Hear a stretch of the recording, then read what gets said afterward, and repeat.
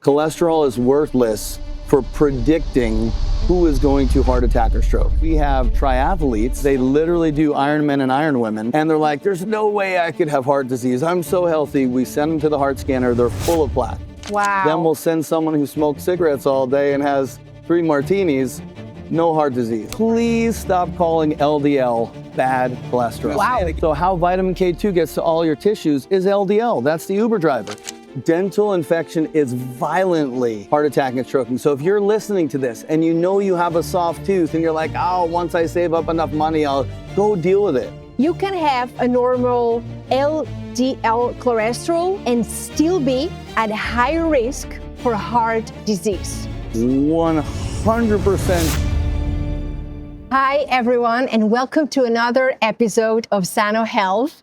Well, I'm very excited because our guest today just landed from the US to Europe, and I'm so grateful and honored to catch him for this conversation. So stay, because this is going to be so worth it, believe me. Anyway, I have with me Eric Dorninger, and he has a very unique story, right? Out of his personal health journey, he became and he entered the functional medicine space. We are going to talk in this episode, about the role of cholesterol. We all know what cholesterol is, but is it bad? Is it good? Who's the villain here? We're also going to talk about chronic conditions, and we are going to, talk a lot of things. But Eric, welcome to the show. Thanks for being here today. Thanks for having me, Ari. I'm so excited. I really mean it. And, I watched, I follow you, watched all your videos, and I find that your personal connection with functional medicine is fascinating, how you got where you are today. And I would love that you tell me and our audience about, your journey, if that's okay by you. Yeah, there's a lot of, I've had 3 major chronic illness experiences in my life. But the first one was just really being a lost young man, living a debaucherous lifestyle. I always say I used to go out and party 6 nights a week and go to school 1, and then I flipped it to going to school 7 days a week and just studying to get through my pre-med. And I actually, from that experience, had a major arrhythmia in my heart. I literally dropped my knees and prayed to God and said, please keep me here. I will do anything. And I went through the classic stages of death and dying at 20 years old, bargaining, arguing, bartering. And I wound up in the ER, and I told the nurse exactly what I was doing with my life, just treating my body like an outhouse, not like a temple. And she said, serves you right. The cardiologist will be right in with you. And the cardiologist came in, and I had massive arrhythmias. And I asked the cardiologist, said, you didn't have a heart attack, but your ticker, your heart is not happy. And I said, okay, sir, I am ready. Tell me what to do to take back my health. And he said, don't drink, don't smoke, and don't eat spicy foods. I remember it like yesterday. And I was dating this really neat young woman, Rainbow Mars, whose mother is a renowned herbalist in the States, Brigitte Mars. She's kind of like a wild, if the third world comes and you need to learn what to eat, she knows all the plants and everything. And it's amazing. And she had all of these books in her home library. And I just started talking about that experience I had and how disappointing it was and how frustrating it was.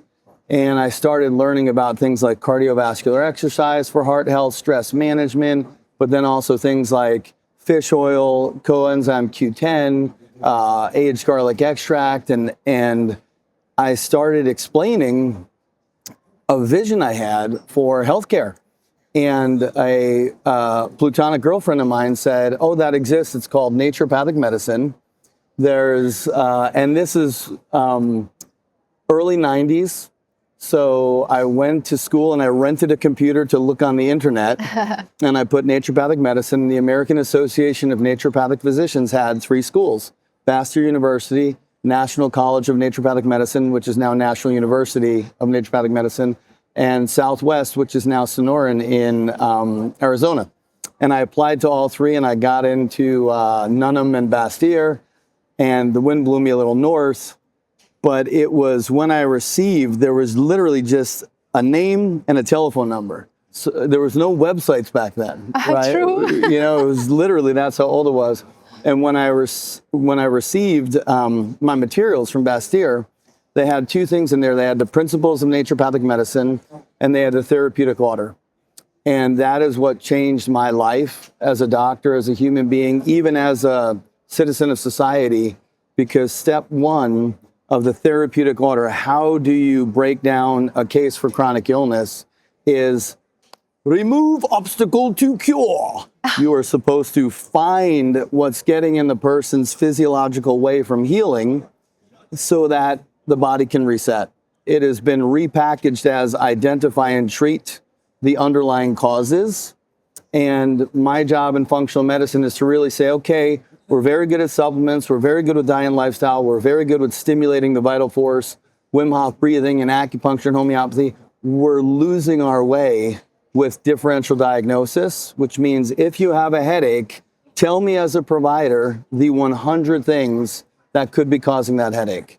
Did you look for apnea? Did you look for a tooth abscess? Did you look for gut biome issues? Did you look for water damage building mold? Did you look for concussion history? But that is not happening, right, Eric? Right. So I love my nutraceuticals. I'm going to be talking today about CoQ10 and geranyl, GG, a new molecule that a lot of people need to know about.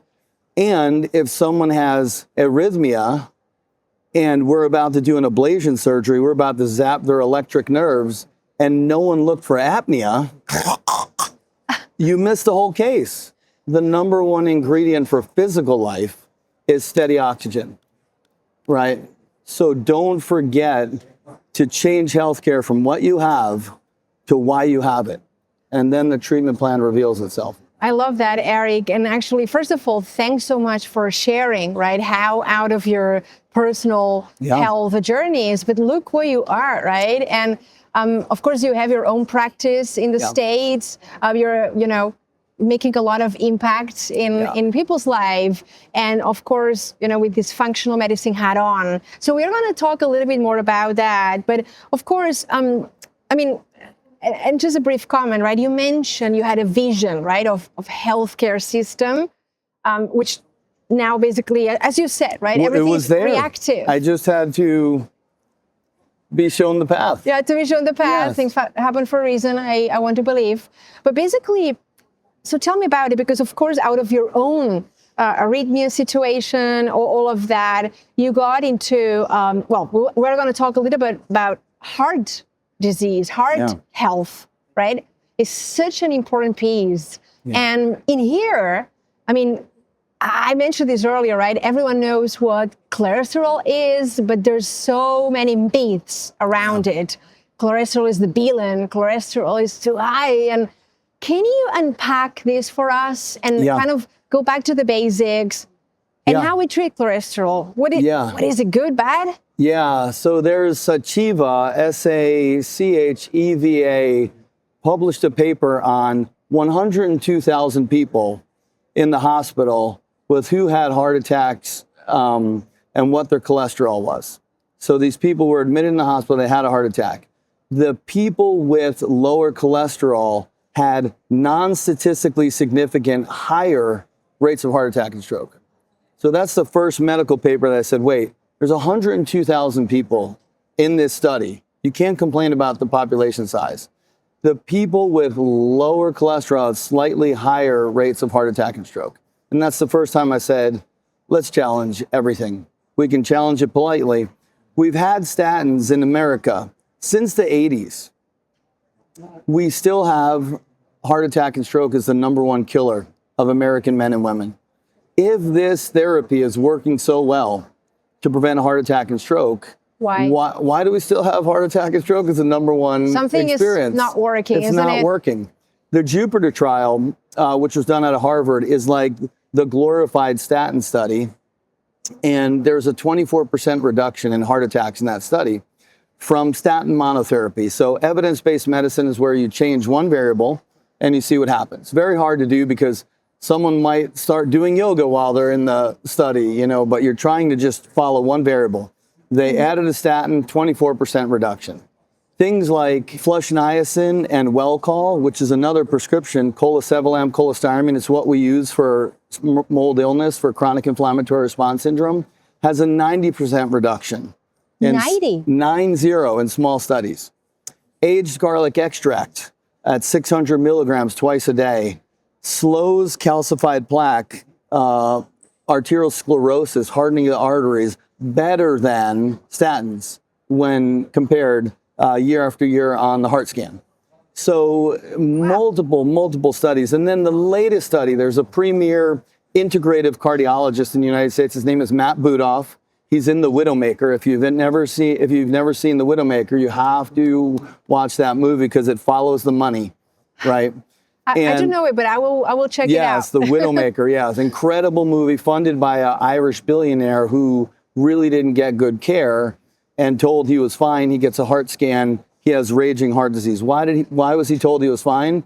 Because he was using cholesterol to track the likelihood he's going to have heart attack or stroke. Cholesterol is worthless for predicting who is going to heart attack or stroke, right? So Matt Budoff in the movie, and then we'll move on to the next one, but Matt Budoff recently did a study on ketogenic diet. They took 64 people, put them on ketogenic diet. Their LDL, their in quotes bad cholesterol, went up to 600 while their heart disease stopped growing. I'm going to say it again. Their LDL went to 600. In American Lipid Society, it should be less than 100. It went up to 600 while heart disease stopped growing. So someone would say, of course, this is crazy, bad LDL is so high, but heart disease was like much better, right? So people are starting to acknowledge that. Why are we still using statins in the States? Because there's mild anti-inflammatory effect. Wow. There's a biblical saying, rob Peter to pay Paul. And that's what statins do. They give you a little bit of anti-inflammatory benefit over here while they injure energy production over here. So brain, heart, muscle, bone get compromised. So in the States, I say, great, you'll be sitting in poopy diapers in your own doo-doo in memory care with a brain that gave out and a ticker that keeps going if you're in that small 17 to 24% reduction in heart attack and stroke. Wow. So we need to come up with cardiovascular therapies that don't just treat inflammation dealing with the heart, but also prevent inflammation driving dementia, inflammation driving sarcopenia and muscle loss, bone loss, all that good stuff. So. Wow, Eric, I mean, I'm just blown away by all that you just explained to me right now. I mean, references to these studies, and it's unbelievable. And we need more education around this. I presume, you know, the population, even the practitioner base. I'm wondering why. I mean, of course, the industry has, you know, a lot of interests and there's lobby, but we really need to elevate the messaging, right? I mean, this is what you're saying, of course. Yeah, I left Bastyr knowing inflammation, not cholesterol, is the cause of chronic disease, of all chronic disease. But what specific inflammation? And that's where objective labs and imaging help you with that. But I stand on the shoulder of giants, and Dr. Bill Blanchette is a medical doctor in the States in my county, in Boulder County. And 18 years ago, he brought a heart scanner to our county because 4 of his patients fatally heart attacked on statin monotherapy. So he did what the book told him to do. It said, give statin monotherapy. 4 out of 4 of his patients died. And he said, this is nonsense. So he brought us a heart scanner and trained all the local doctors to get a heart scan. And a heart scan shows arteriosclerosis or calcified arteries in the coronaries. And in our town, if you are a male, biologically born male, you get your first heart scan at 40 years old. If you're a biologically born female, you get your first heart scan at 50 years old. And nothing else replaces that. We have triathletes. They literally do Ironmen and Ironwomen. And they're like, there's no way I could have heart disease. I'm so healthy. We send them to the heart scanner. They're full of plaque. Wow. Then we'll send someone who smokes cigarettes all day and has 3 martinis, no heart disease, and everything in between. So forget everything you think you know about does or does not your patient have heart disease and get a heart scan. Now, when I was teaching in the UK, they said, is really only available in some of these funk med circles where you can cash pay. And I see Europe is doing what we were doing 5-10 years ago, and now we're still mostly cash pay practices in the States for better healthcare. So we're trying to publish data so that we can change policy. So it's so undeniable to say, you want to eradicate heart disease, get a heart scan, and then treat it with things like CoQ10, geraniol, aged garlic extract, colesevelam, flush niacin, getting out a toxic tooth, treating apnea, getting blood sugar straight, vitamin D up, seed oils out, all the things we do to stabilize. In connection with sourcing supplements, hear me out. If you are a practitioner, register on amritanutrition.com to source your supplements, to benefit from commissions, and also to access the basic plan of Sanno's practice management system. Now, let's continue with the episode. Exactly. I mean, this is such an important messaging, right? And I really appreciate you mentioned all of this. You said before, right, that we need new cardiovascular health therapies. Yeah. So these studies, this data that you're referring to, right, hopefully will help. And you just mentioned, right, the stack that can support that. Now, Eric, tell us a little bit more about the role of functional endocrinology, right? Yeah. Like, because functional medicine, right, approaches things differently, right? Integrative, holistic approach. But what is the role of endocrinology and functional endocrinology in all this? Yeah, so I teach for Apex Energetics, a nutraceutical company, and I don't get royalty stake in their sales. I just get paid to teach, and people need to know that. I'm a functional medicine educator. And one of the main reasons I wanted that job is I got to hang out with Dr. Datis Karazi, and a friend of mine who's incredible with three-dimensional thinking in functional medicine. And there's really three bosses in the body: the brain, central and peripheral nervous system, the endocrine system, and the immune system. And we used to think the brain tells everybody what to do, but it's three bosses running one company, your body, right? I love you say that. Three bosses, one company, the whole body. Big ego CEOs trying to agree on the same decisions for the company that is our body, right? And in those three CEOs, you're often going to see do you know what a food fight is? A food fight? Food fight, yeah. A food fight? Yeah. Right. So but can you just explain for the in American audience? Hollywood movies, and this happened in my high school, you'll be in a cafeteria with the kids, and then someone throws tater tot. Probably because it's a disgusting food that they shouldn't eat, and it's American fake pizza and all kinds of stuff. So they should throw food it. Fight. But food fight is where they start throwing and everything goes like. That's what a chronic illness patient walks through my door. They're in a physiological food fight. There's just everyone's fighting with everybody, right? And when you differential diagnose, a differential diagnosis in our clinic isn't what you have, but a list of potential why you have, and no attachment. I have no attachment as a provider. I'm going to remain objective and say, it could be Lyme, but not every patient I see is Lyme. It could be mold, but not every patient I see is mold. It could be dental abscess or other infection, but not everything's infection. It could be the 17 antibiotics you took as a kid for your ear infection messing with your biome. Could be all of them. And then you do objective labs to sort out the truth. But it is the immune system who almost always starts the fight, right? Even with a concussion, it's your microglial cells that light up and then start corrupting your endocrine system, your hypothalamus pituitary testicular axis, and the testosterone drops, your hypothalamus pituitary ovarian axis, and your cycle starts to dysregulate. We saw so many women lose their cycle regulation through COVID and or COVID vaccine. And if the real virus can do it, the vaccine can do it. If the vaccine can do it, the real virus can do it. So it's COVID hasn't killed one human being on the planet, and it's a very serious virus. It's our self-made nonsensical immune responses to the COVID that kill people, right? You don't get pulmonary fibrosis or scarring of the lung without a self-made immune molecule transforming growth factor beta 1. That's what cirrhosis of liver makes, polycystic kidneys, makes pulmonary fibrosis. It makes yoga flexible lungs stiff, right? But that's not the COVID.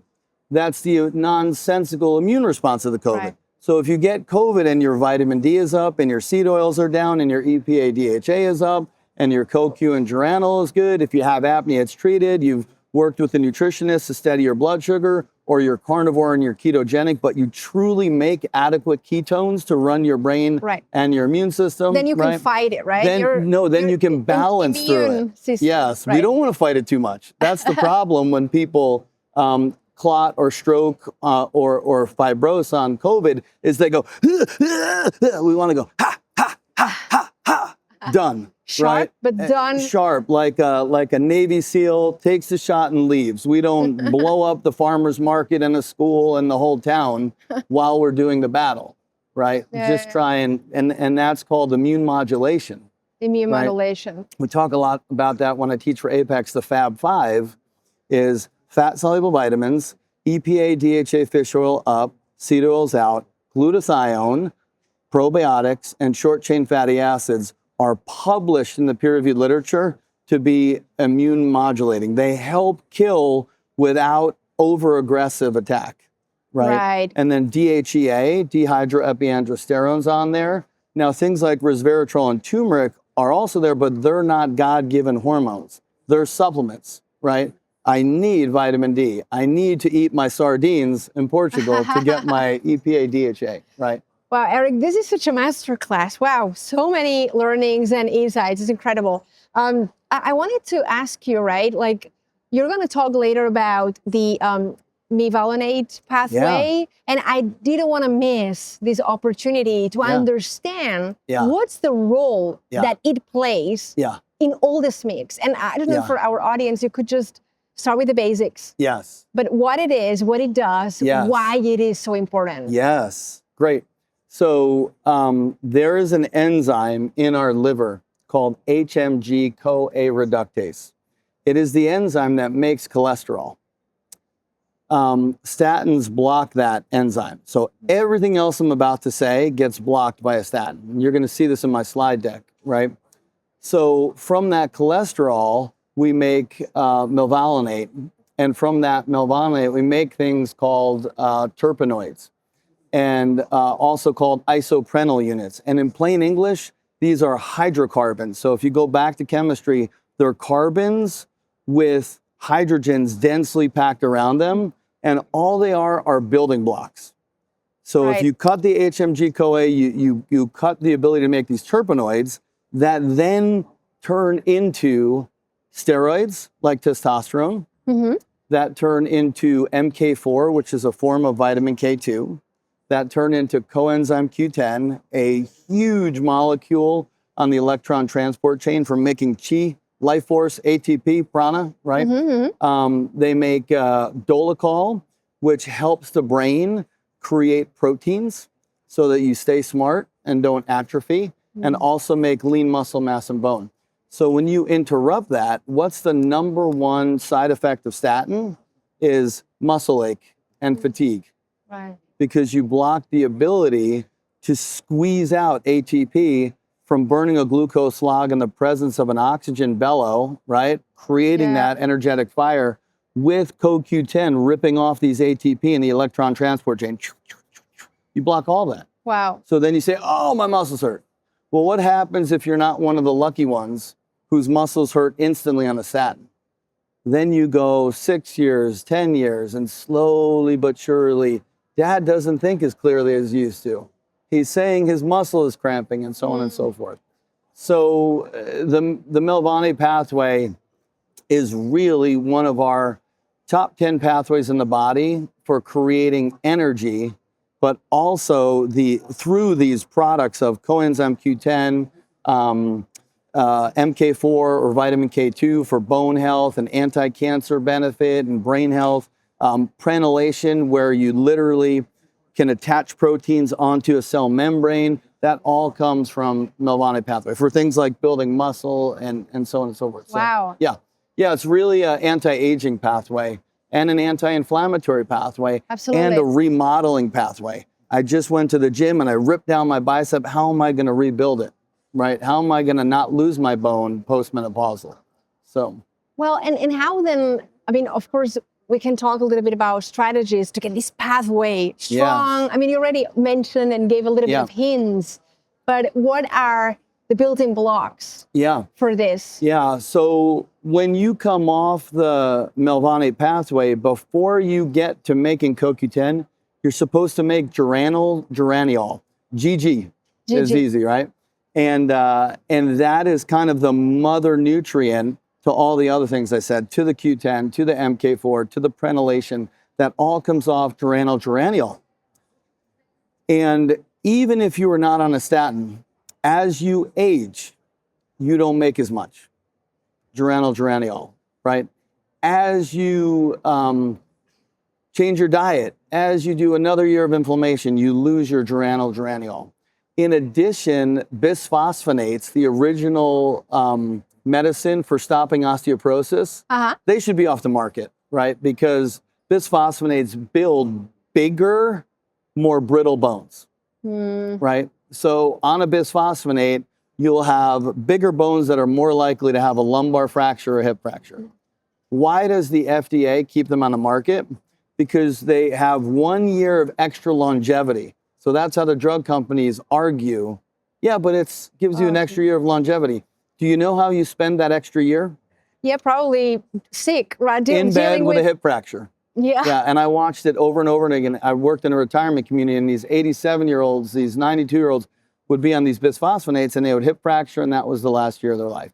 So if you're on bisphosphonates, if you're on history of water-soluble or fat-soluble statin, if you're aging, if you're an elite athlete, you might be deficient in geraniol, and CoQ10, and CoQ10 doesn't replace geraniol. If you're only going to take one, take GG, because it's the mother molecule to feed the other one. Right. Wow. Well, and that's what we're gonna have real nice slides and explain it. It doesn't do any good if I give a talk and no one understands what to do for patients on Monday morning. My love language is graduating patients. My love language is improving clinical outcomes, right? And it's great, Eric, that I think you explain things very visually. Like it's really great. And just for our audience context, we are recording live from the International Congress of Integrative Medicine, right? So I can't wait to go to your talk later. I'm blown away and honored to be here. Just to say that there's over 2,000 people, predominantly from Europe here, and I'm just getting to see my hair raises. I'm getting to see like the dream of Dr. Bastyr and Adolf Lust and Otis G. Carroll. I mean, a lot of my lineage comes from Germany and Austria and Switzerland, from Nature Cure, right? Riekle, he would say, sun yourself naked and then jump in the cold river and regain your vitality. But I'm with you. It's really inspiring for me to just be surrounded by incredible experts like yourself. I mean, this is just for me an incredible masterclass. But now, Eric, we are going to switch to the last block of our episode today, which is a true or false fireside chat. Okay. And I'm very excited because I kind of know what are you going to say, but let's see if our audience also were like listening and you do your homework here. So the first statement is the following: you can have a normal LDL cholesterol and still be at high risk for heart disease. True? 100% true. Cholesterol has nothing to do with who's going to heart attack or stroke. So people will ask, why do we still order a lipid panel if it has nothing to do? Two reasons. Triglycerides are sugar fats, and those have to do with glucose metabolism. So triglycerides is a risk factor for heart disease because type 2 diabetes is a 200% increased risk for heart attack and stroke, right? So you still order a lipid panel, look at the fasting triglycerides, and then LDL can be seen as a liver function marker. How quickly are toxins moving through my liver can be indirectly seen off LDL unless the person is on a super high fat diet, and then you expect it to be up. So we see a lot of carnivore, a lot of ketogenic diet patients, and they always have higher total on LDL just because they're inputting dietary cholesterol. Yeah. So, but from ordering a lipid panel to try and predict who's going to heart attack and stroke first is worthless. I'm going to say it one more way. We have about 2,000 people here. If we have everybody's lipid panel, we have no idea who's going to drop dead of a heart attack first. No idea. No It's idea. worthless. Yes. Heart scan, we know instantly. Carotid ultrasound, helpful, right? Yeah, and super clear messaging, and it's really great. Let's move to the next one, which is about insulin resistance. Yeah. Here we go. Insulin resistance is one of the most underdiagnosed hormonal disorders in modern medicine. True? False? What's your take on it? True, and it's not a diagnosis. Why insulin resistance is the diagnosis. And insulin resistance happens from anything inflammatory. So here's an insulin receptor. Here is inflammatory cytokines that are like a stick of gum, chewing gum. That's what it does to the receptor. So now the key insulin can't bind. What can cause that insulin resistance? Eating donuts all day? Of course. How about sleep apnea?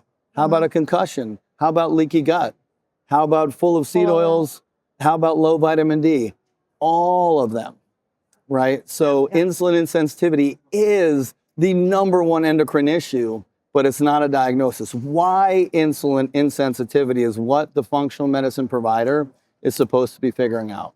Yeah, such a key message, of course. And the last one, this might come across a bit controversial, but I think, I kind of know what you're going to answer. I think, let's see. Here we go. Doctors are financially incentivized to keep you on medications, not to get you off them. And the reason why I'm asking this is, of course, with all the research you shared before about the statins, about, different ways to approach it. Yeah. I wanted to get your views. Yeah. Like, are there any incentives for the practitioner base? I can speak to the states. Yeah. So it's very sneaky how we do it in the states. You'll have Pharma literally infiltrate our Congress with lobbyists to create laws that implement the use of drug-for-symptom. Then you have Pharma sponsoring schools. Like they'll literally build a whole wing of a hospital. As the training center for the school, right? But the biggest problem is they've infiltrated conventional medical education to have drug-for-symptom be the only way to go. And I'm not anti-prescription. People need to know that about me. There's 3 classes of drugs. There's miracle drugs. I don't know if you have Harvoni here, but it eradicates hepatitis C without any side effects. Okay. It's bloody expensive, but if I have hep C, I'm taking Harvoni. We have well-called colesevelam cholestyramine for treating chronic inflammatory response syndrome, a miracle drug that once you're out of the building, it pulls remaining biotoxin out of the body. It was just published to pull forever chemicals out of the body, well-called cholestyramine. Then you have things like steroid taper. I used to work in the emergency room. If I'm full of poison oak and my throat is closing, give me a prednisone taper, right? But tomorrow, that exogenous, that outside world cortisol messed up my hypothalamus pituitary adrenal axis, so I better know how to use adaptogens in that patient to reconnect the brain adrenal axis, right? And then there's trashy drugs like fat-soluble statins that are published in traditional medical journals to convert mild cognitive impairment. Honey, where are my keys to dementia quicker than water-soluble statin or non-statin takers? I'm going to be talking about that. Yeah. We should be taking that off the market because it's going to cost us $10,000 to $25,000 US a month to house that person as a memory care patient, right? So the biggest grief I have for my conventional medical doctors, my conventional brothers and sisters, because I have incredible relationships with MDs in my community, is they're stuck to see a patient in 3 to 7 minutes. So that model says I only can do drug-for-symptom, or say go see a therapist or go see the PT, and there's nothing wrong with that. That's part of care sometimes. Yeah. But there's no time. There's no time to diagnose the underlying causes and do whole health care in that paradigm. Yeah, exactly. The system is collapsed, right? So they have no other choice, right? Yes. To be stuck, as you say, on that one.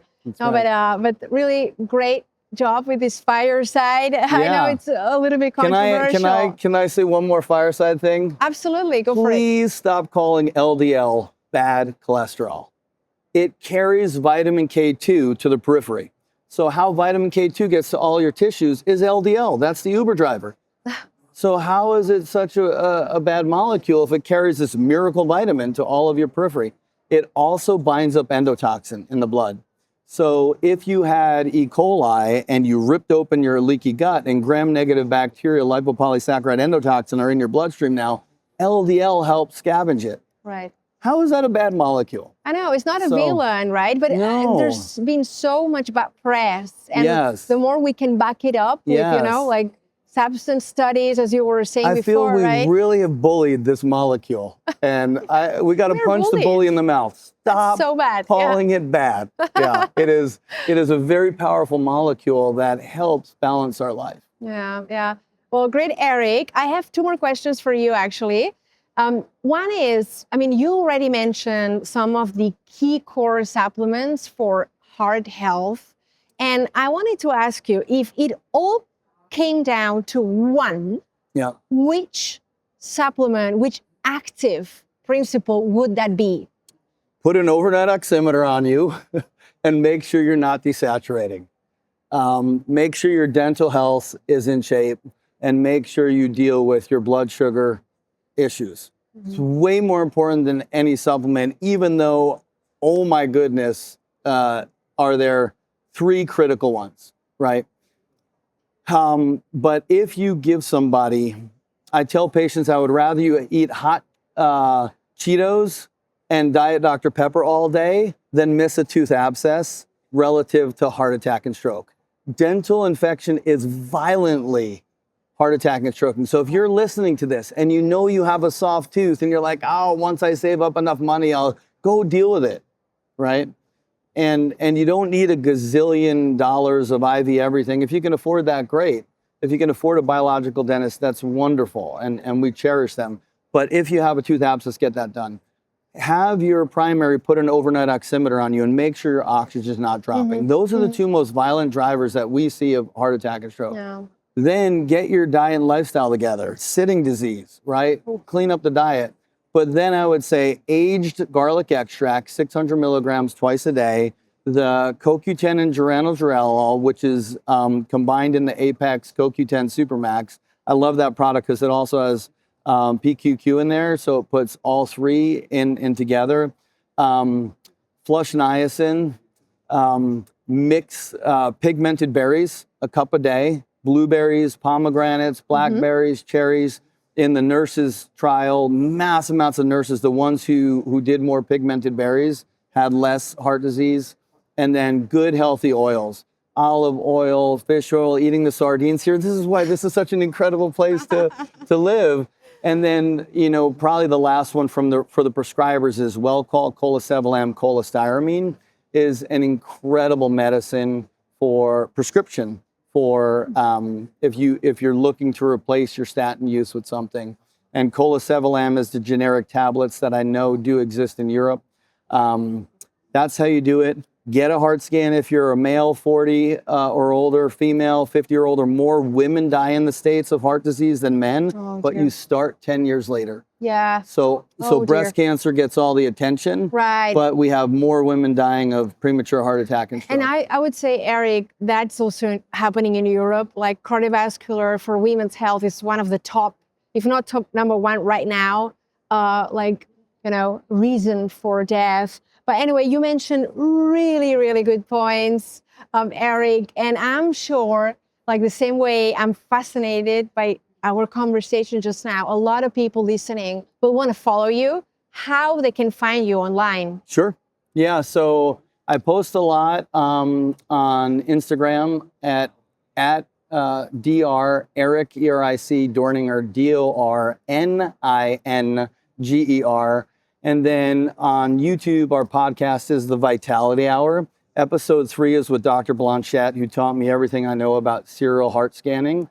We have the lowest rate of heart attack and stroke of any county in the United States of America because we heart scan, and then if it's there, we repeat heart scan. And if the number grows by 14% or less, you'll eventually die of something else.